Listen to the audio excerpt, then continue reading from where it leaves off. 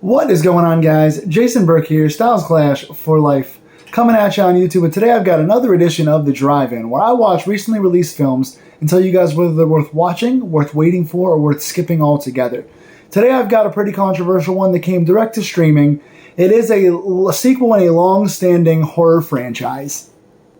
And it is one that has kind of divided the internet in a lot of opinions. As you can imagine, the internet is divided upon a lot of things, but it is divided especially upon 2022's Hellraiser. Now, this was announced a while back. A few trailers were shown. We saw there was going to be a female Pinhead, a lady Pinhead, played by Jamie Clayton. The pictures are really cool.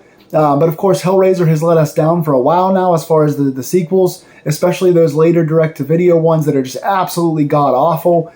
They were trying to keep the rights to a lot of these, to the franchise, so a lot of these sequels were just random sci-fi horror films with like Pinhead thrown in there for 5 seconds to call it Hellraiser, just to try to get these theatrical releases or keep the rights or whatever. So we've seen a lot of bad sequels, and I'll admit, coming in here, I'll start off with full transparency. Hellraiser is not my favorite franchise by any means. I'm not a huge sci-fi guy. It's hit or miss for me. I love the first movie. Gigantic fan of the first Hellraiser.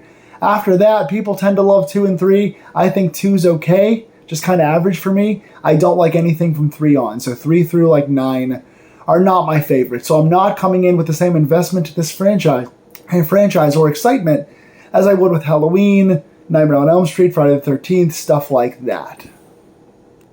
With that being said, back in October, Hellraiser dropped on Hulu as a Hulu exclusive, I believe. I don't think it got a theatrical release. So let's get into the do's and don'ts and the positives and negatives of the kind of soft reboot, soft sequel. I'd say it's more of a sequel to 2022's Hellraiser.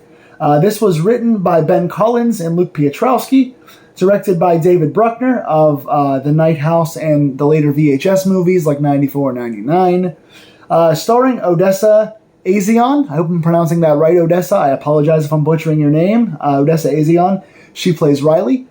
Jamie Clayton as Pinhead, and Drew Starkey as Trevor.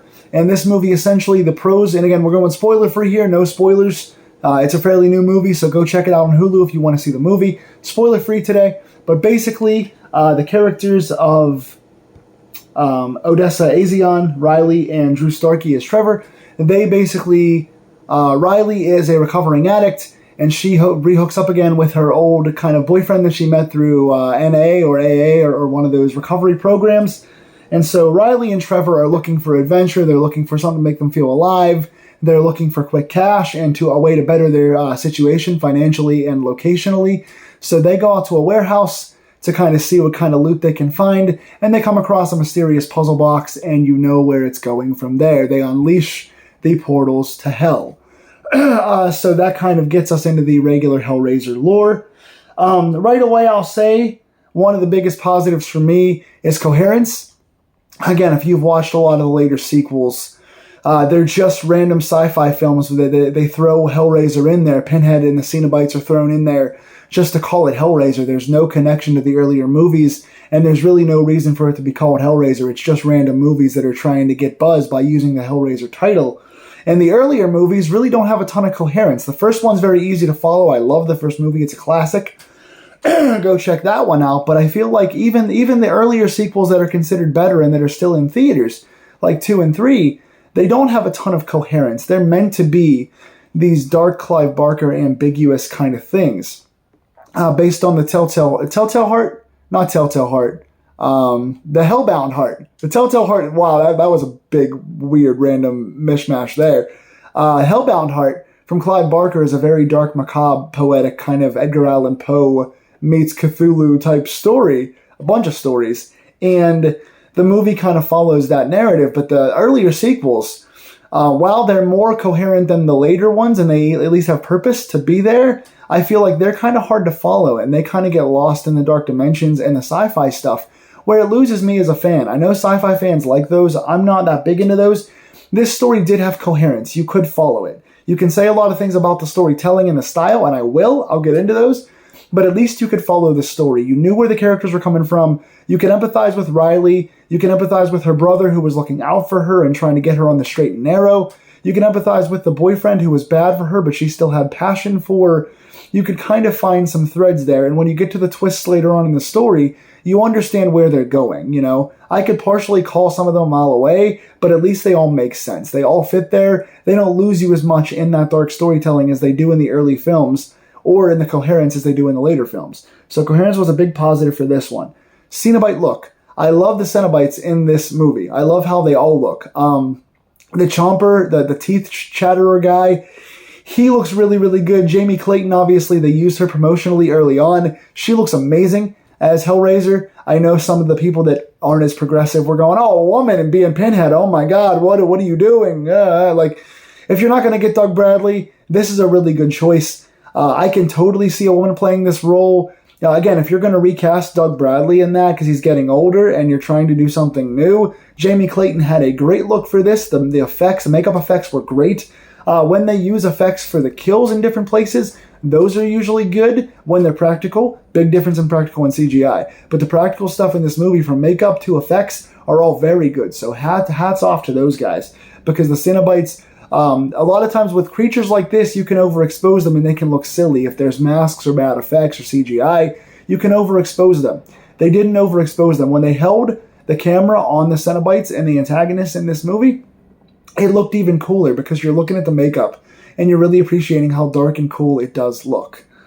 So that was a big positive. I want to give Jamie Clayton a shout out in general here because I thought her acting was really good. I liked her in particular. Where I didn't always feel like the acting was great in this movie, I thought she was very good. And they gave her some very wispy, whimsical dialogue. It's what they do. It's what made Doug Bradley so good in the role. They give him this very grandiose, theatrical delivery. They give him all of these lines that are very mysterious and macabre and grandiose and just dramatic. And Jamie Clayton pulls those off.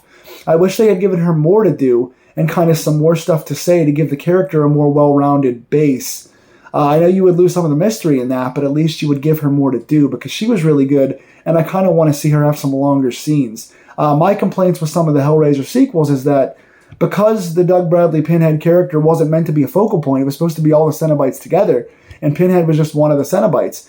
He was so good in his role that he became a focal point of the series, but he was never really used to his full potential, in my opinion. His lines were really good, but he was never exposed enough to the audience. He could have been the central part of that story, and it would have made it more slashery and less psychological, I guess, but I think it would have benefited the series for a fan like myself who leans more towards psychological horror and less towards sci-fi, and I think the same can be said for Jamie Clayton's performance here because she was very good, and I wanted to see her on screen more. Cinematography, I gave this a big negative. We're on to the negatives now, and I'm sorry, but I've got a few of those. Cinematography, I didn't like in this movie.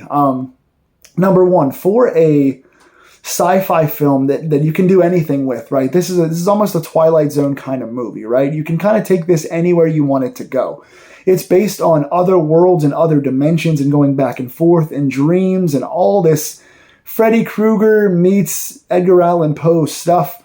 You can do anything with this world, psychologically, physically, metaphysically. You can do a lot cinematography style-wise, and there weren't a lot of shots that stood out to me. There was a couple of inserts that were nice, of like the box and blood and stuff like that. Did a couple nice insert shots, but as far as being experimental and trying some unique shots, this is the franchise to do it in, and this felt like one of the lesser inventive cinematography style Hellraiser movies that I've seen. It was not all that creative, where even some of the later sequels that I don't like have some really unique shots and they try some experimental things for better or worse. This one didn't feel like it was very experimental. It didn't try to think outside the puzzle box, so to speak. So I didn't love that. Puzzle box design was cool. I'll give it a shout out. Nice configurations, good little knives and all that stuff on it. I liked how it looked. But also for cinematography, one more quick thing. It was very dark. The whole movie was shot very dark. And I understand, again, we're dealing with other worlds.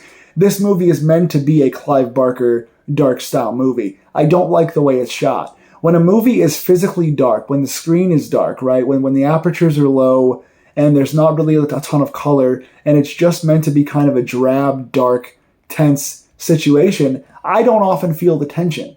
Darkness is meant to kind of make you wonder what's around the corner. I just kind of fall asleep. When stuff is shot to the point where I have to squint to see it and there's long scenes happening in dark rooms, I'm not scared, I'm just bored. And that's what happened to me in this movie. I was really just thrown off by the whole thing, where I found myself, again, this is a 2-hour movie, and I'll get into that, but this movie is just 2 hours and 1 minute. And I found myself like an hour and a half in going, let's just let something happen here, because I'm really just bored at this point. I was really tuning out and almost texting on my phone at that point.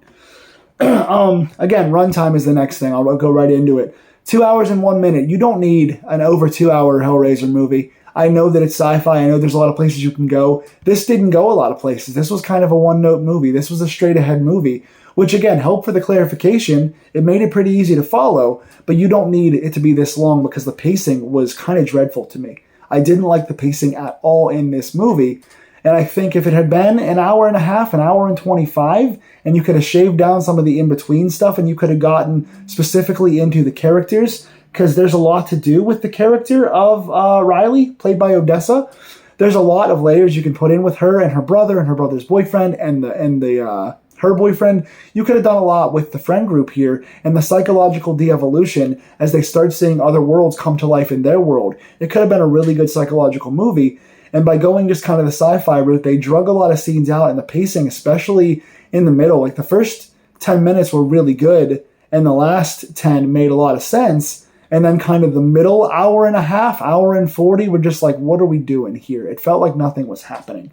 And again, for a movie that doesn't have the best acting and doesn't have the best cinematography, and it's kind of dark, for that long period of time, doesn't play well on screen, for me, at least. Speaking of acting, again, I love Jamie Clayton, and I love the outlines of the character of Riley. I think Odessa did a decent job here in trying to carry the film. But aside from those two sides of things, you get Odessa, and they don't really delve entirely into what she is. There's some really good moments with her and her character, but they don't flesh her out quite enough, in my opinion.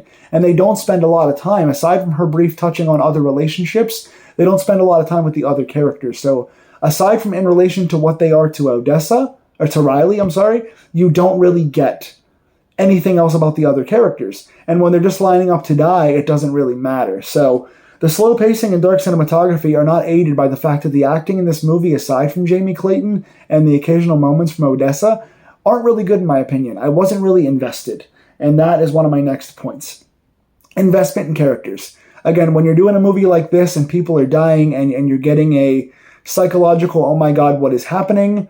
You have to be invested in the characters. You got to take the journey with the characters so that in the last half an hour when they start getting picked off or when they start going crazy and you're questioning what's real and what's not, you have to feel like you're on the journey with them. And I didn't really care about anybody. I mean, there's moments that I cared about Riley, and I always like seeing Jamie Clayton on screen as Pinhead, but I didn't like most of the characters for most of the time in this movie. So I was just really waiting for them to get killed, which sometimes can be a fun 80s camp horror movie, but in a 2022 dark psychological Hellraiser sci-fi movie, I wasn't getting the investment that I was looking for. Which finally leads us into the CGI. Because there wasn't... there was moments of CGI and moments of practical. Like I said earlier, when they went practical in this movie, I thought it was really good. The Cenobites, the puzzle box, any other props they used, the moments of blood that were practical were very good.